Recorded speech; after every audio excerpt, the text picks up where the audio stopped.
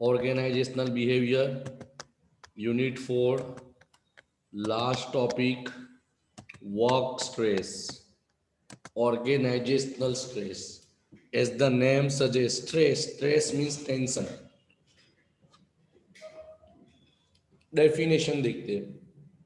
According to Baron Newman, work stress is a condition that is arising from interaction of people and their work. लोग काम करते एक दूसरे से interact करते हैं तो वहाँ पे ऐसी कोई सिचुएशन क्रिएट हो जाती है टेंशन वाली, characterise by change within the people.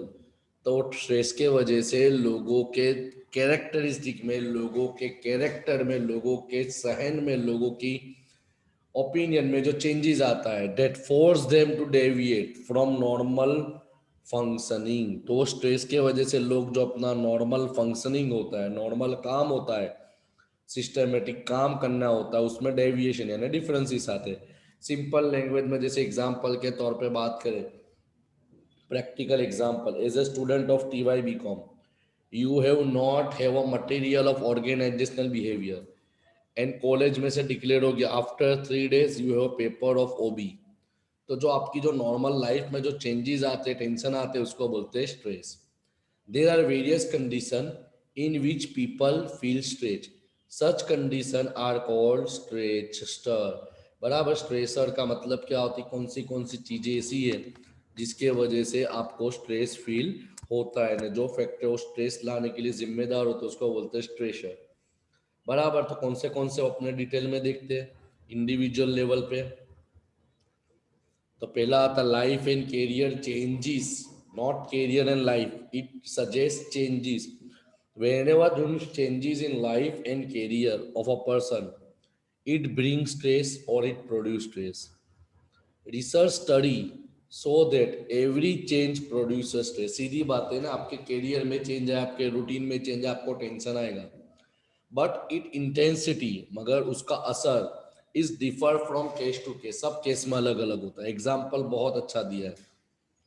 Young people face double stress than old age person. जैसे तुम्हारे को से ज्यादा स्ट्रेस मेरे को है. क्लियर.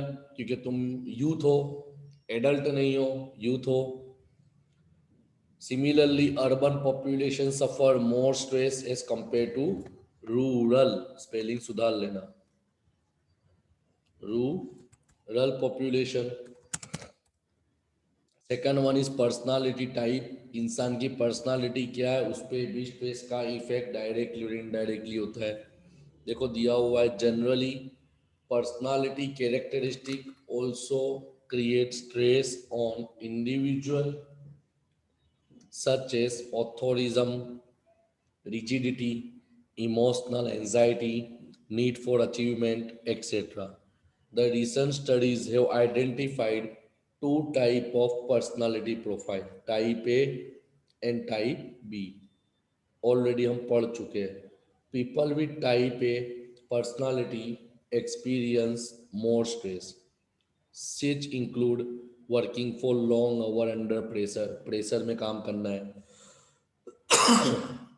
घर पे काम ले जाओ, taking at home at night, getting frustrated by situation.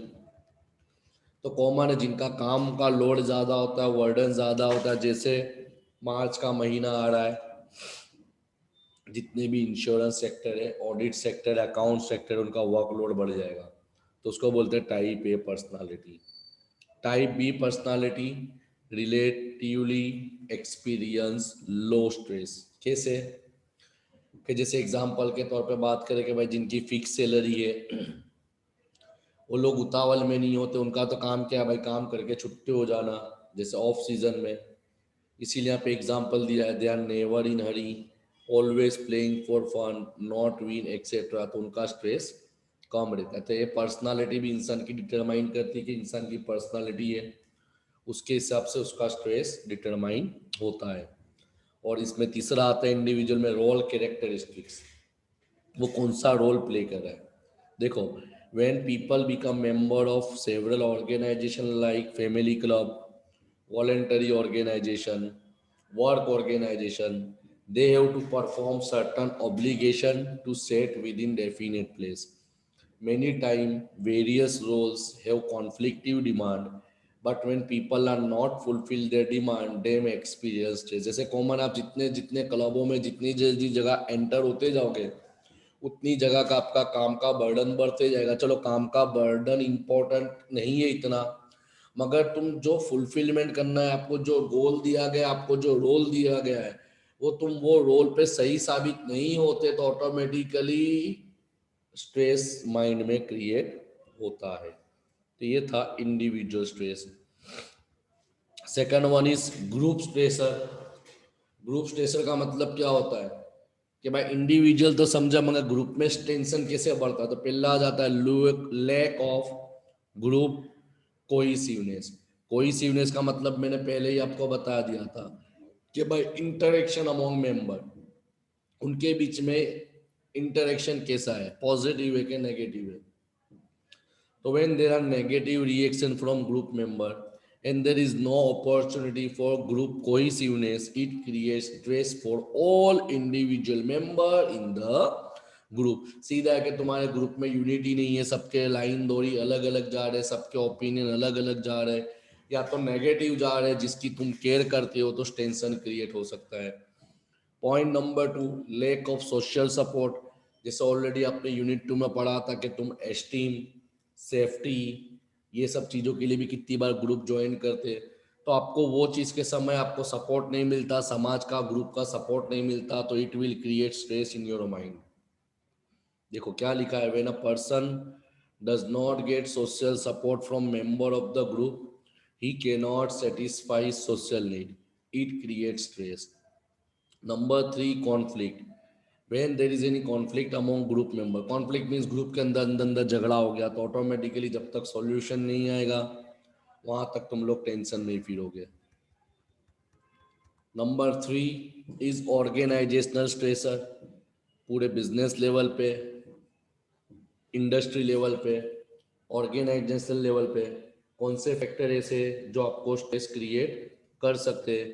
तो पॉइंट 1 इज ऑर्गेनाइजेशनल पॉलिसीज। कितनी बार होता है ना कि बिजनेस के अंदर कोई ऐसी पॉलिसी इंप्लीमेंट हो जाती है, ऐसी पॉलिसी एप्लीकेबल हो जाती है जिससे तुम्हारे को अपोजिट इफेक्ट होता है। जो चीज़ का तुम केयर करते हो उसके अपोजिट की कोई पॉलिसी यूनिवर्स से तुम्हारे ऑर्गेनाइजेशन में डिक्लेयर हो गई, बिजनेस सिनारियो में डिक्लेयर हो गई, तो ऑटोमेटिकली आपको टेंशन क्रिएट होगा।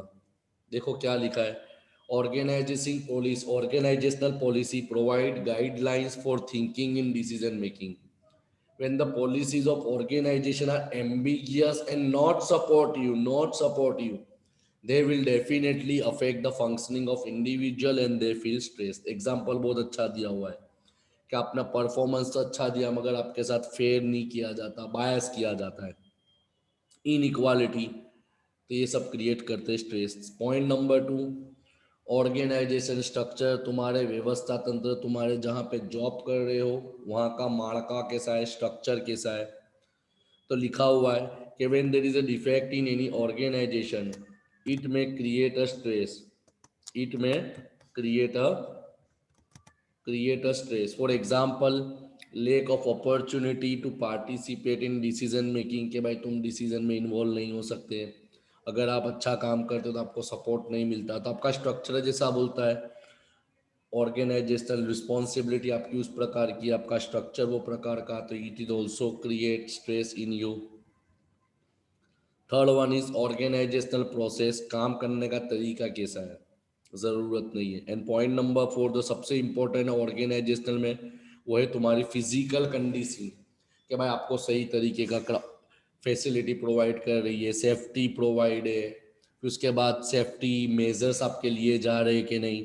अगर सेफ्टी मेजर नहीं लिए जाते, बहुत ज़्यादा प्रॉब्लम हो रहा है, नॉइज प्रॉब्लम हो रहा है, एयर पॉल्यूशन का प्रॉब्लम हो रहा है, बीमारियों का टेंशन है, तो ये सब कारण है जिसके वजह से तुम स्ट्रेस फील करते हो। ने छिल्ला आता है एक्स्ट्रा ऑर्गेनाइजेशनल, तो ये पूरा के पूरा डिपेंड करता है एनवायरनमेंट पे। Extra organisational stress is totally depend upon environment. जैसे टेक्नोलॉजी में चेंज आ गया, सोसाइटी में चेंज आ गया, कल्चर में चेंज आ गया, पॉलिटिकल एनवायरनमेंट चेंज आ गया, कॉम्पिटिटिव एनवायरनमेंट में चेंज आ गया, तो ये सब तुमको इफेक्ट करता है। अब तुमने देखा स्ट्रेस, अब स्ट्रेस के इफेक्ट क्या होंगे, तो स्ट्रेस के जनरली दो इफेक्ट होते हैं, पॉजिटिव एंड नेगेटिव। मगर पॉजिटिव इतना इफेक्टिव नहीं होता, मगर नेगेटिवली ज्यादातर तुम्हारे बिजनेस पे असर करता है। देखो लिखा हुआ है, generally it is believe that stress create negative effect, but it is not always true. These effect are known as stress और distress। देखो पॉजिटिव इफेक्ट में तो एक चीज आती है कि भाई थोड़ा तो वर्करों पे टेंशन होना चाहिए, ताकि वो नई नई तरीके से नए नए काम करने के इक्विपमेंट, नए नए तरीके से नई नई मेथड से काम करे, that is called positive. Second one is negative effect. तो नेगेटिव इफेक्ट का मतलब क्या होता है, तो पहला पॉइंट आ गया फिजिकल प्रॉब्लम। जैसे कॉमन है कि तुम्हारा ब्लड प्रेशर बढ़ जाएगा, आपको diabetes, heart problem, TB problem, tension बढ़ जाएगा, मेंटलिटी तुम्हारा खराब हो जाएगा। देखो लिखा हुआ है, high level of stress may create physical problem such as excitability of nerves, increase in heart beat, decrease in temperature, blood pressure बढ़ जाना, कोलेस्ट्रॉल, हार्ट डिजीज, ये सब प्रॉब्लम क्रिएट हो सकते हैं। This create negative effect of individual as well as their family and organisation. ये सबसे गंदा है नेगेटिव स्ट्रेस का लिमिटेशन का। अगर किसी ने स्ट्रेस दिमाग पे ले लिया तो उसकी physical as well as personal as well as professional life disturb हो जाएगी। Point number 2, psychological problem. तो साइकोलॉजिकल प्रॉब्लम का मतलब क्या होगा, वो गुस्से वाला हो जाएगा, वो चिड़चिड़ाहट पैदा करेगा, टेंशन में ही रहेगा, हमेशा वो कड़वा ही बोलेगा। देखो लिखा हुआ है, psychological reactions such as anger, anxiety, depression, tension, this reaction create the problem such as change in mood, lack of concentration, काम पे concentrate नहीं करेगा, डिसीजन सही नहीं ले पाएगा, कितनी भी अच्छी फैसिलिटी दो जॉब से सेटिस्फाई नहीं होगा। तो ये सब तुम्हारी प्रोडक्टिविटी में असर करते हैं। ये हुआ psychological problem, negative stage. Third आता है behaviour problem. High level of stress में ऑल्सो क्रिएट डिसफंक्शनल बिहेवियर। ये डिसफंक्शनल का मतलब ऑलरेडी मैं पहले भी पढ़ा चुका हूँ, negative behaviour such as behaviour in the form of alcoholism, दारू पीना, drug, increase smoking, under eating, कम खाना, और इट में also lead to suicide. Chances है कि इंसान सुसाइड भी कर ले टेंशन टेंशन में। Clear. At work place people में सो लेट कमिंग, एब्सेंटिज्म, बुल्ले मारेंगे, लेट आएंगे, टर्न ओवर कम रहेगा। तो ये सब तुम्हारा होता है ना। उसके बाद आता है स्ट्रेस को दूर कैसे करना है, तो ये आंसर अपने सिलेबस में इस साल नहीं, ईयर